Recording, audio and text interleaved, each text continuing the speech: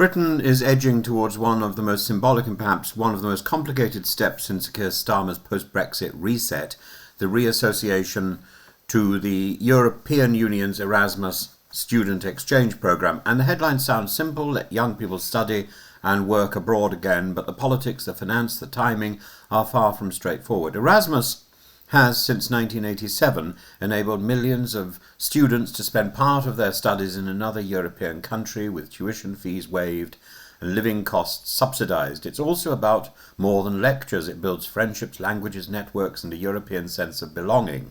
In 2018, nearly 10,000 UK students benefited, but 3 times as many Europeans came here. That imbalance is one of the reasons Boris Johnson's government pulled Britain out in 2020, replacing it with the purely outward-facing Turing scheme. Turing has been useful but narrow. It funds UK students to go abroad, not just to Europe, but offers no reciprocal flow of young Europeans to our campuses. That means fewer links, fewer cultural exchanges and less soft power for the UK. Now Brussels wants the UK back in, but on terms. EU negotiators see Erasmus as a flagship of European identity. They want Britain to sign up quickly, ideally by the end of October, so that we can be part of the next programme running from 2028 to 2034.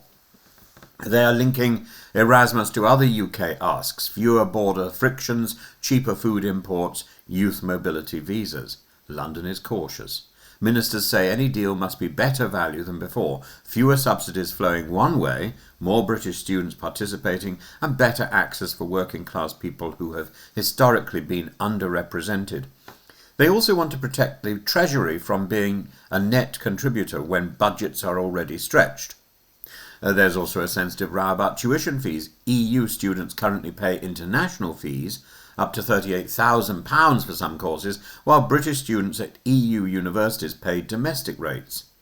Brussels wants EU students to pay the same as UK students, about £9,500. That is politically awkward. Universities rely on those higher fees to stay solvent.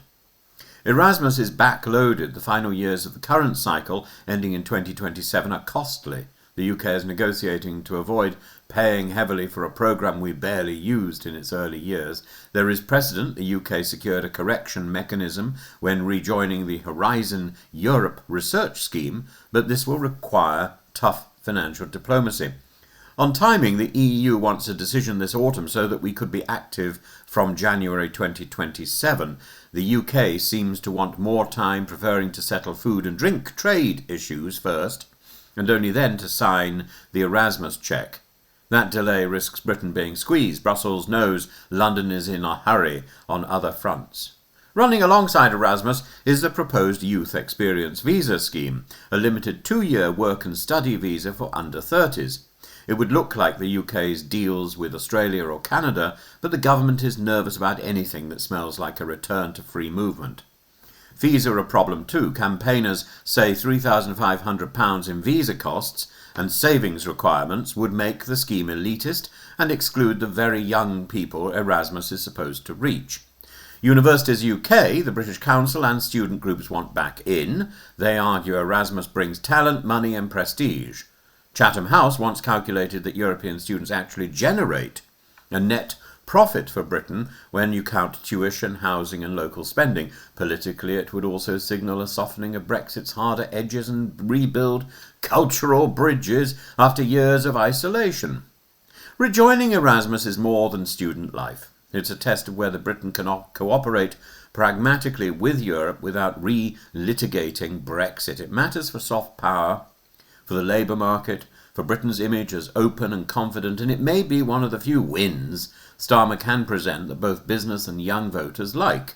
But there is risk. If London rushes and pays too much, the right will cry betrayal. If it drags its feet and misses the next cycle, universities lose out, and a generation of students remains cut off.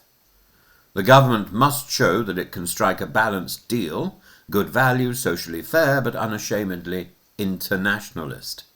The Erasmus debate is not nostalgia. It's about Britain's future connections. And it's a chance to rebuild cultural capital and opportunity for young people. But it is also a hard-nosed negotiation over money, visas and leverage. If Starmer wants to show that global Britain is more than a slogan and that Brexit doesn't mean turning inward, Erasmus is a symbolic and practical place to start. But he will have to be a shrewd bargainer, not just a sentimental European.